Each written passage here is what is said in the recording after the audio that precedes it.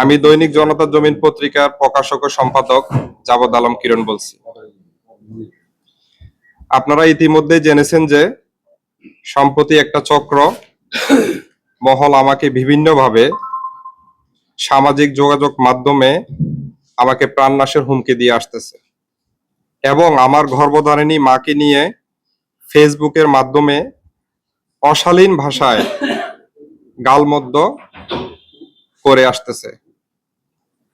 তারই প্রতিবাদে আমি আজকে আপনাদের সহযোগিতায় এই সংবাদ সম্মেলনের ডাক দিই। গত বছরের 1 ডিসেম্বর 2025 সালে সর্বপ্রথম আমি ঢাকায় পল্টনে একটি কুচক্রী মহল দুর্বৃত্তের হামলার শিকার হই। ইতিমধ্যে আপনারা সেই খবর জেনেছেন আশা করি। পরবর্তীতে আমি 349-এ ফোন করে সহযোগিতা চাইলে পল্টন থানার পুলিশ গিয়ে আমাকে উদ্ধার করে এবং আমার দৈনিক জনতা জমিন প্রধান কার্যালয় কাকরাইল অফিসে আমাকে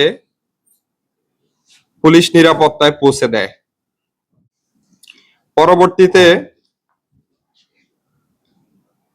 16 ডিসেম্বর 2025 সোনামুড়ি থানার দেওটি ইউনিয়নের ঘাসের খিলে একটা নাইট ফুটবল খেলার আয়োজন করা হয়। খেলায় আমাকে অতিথি হিসাবে আমন্ত্রণ করলে আমি ঢাকা থেকে এসে অংশগ্রহণ করি।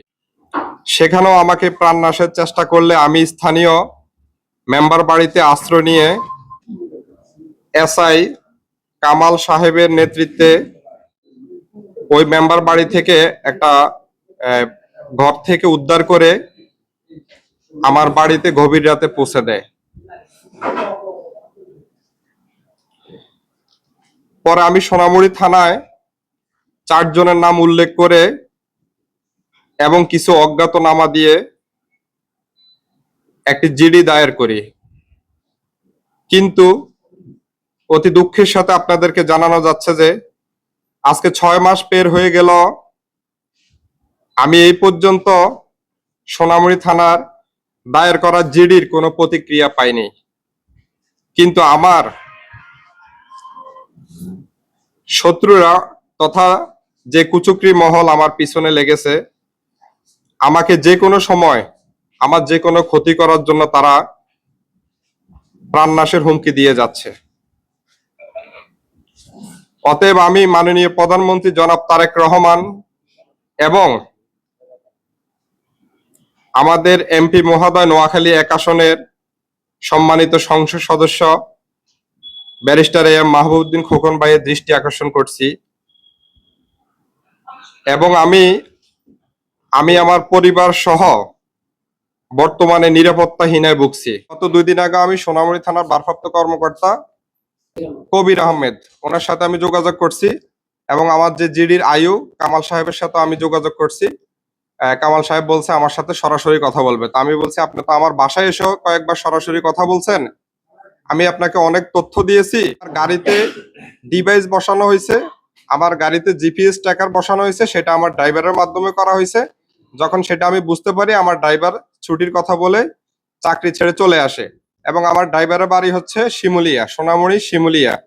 আমি বারবার সোনামুড়ি থানায় এই জোরদার দাবি জানাইছিলাম যে আমার ড্রাইভারকে নিয়ে এসে জিজ্ঞাসাবাদ করেন, তাহলে আমার শত্রুকে আমার সাথে কে শত্রুতামি করতেছে, কি জন্য করতেছে সব বের হয়ে যাবে।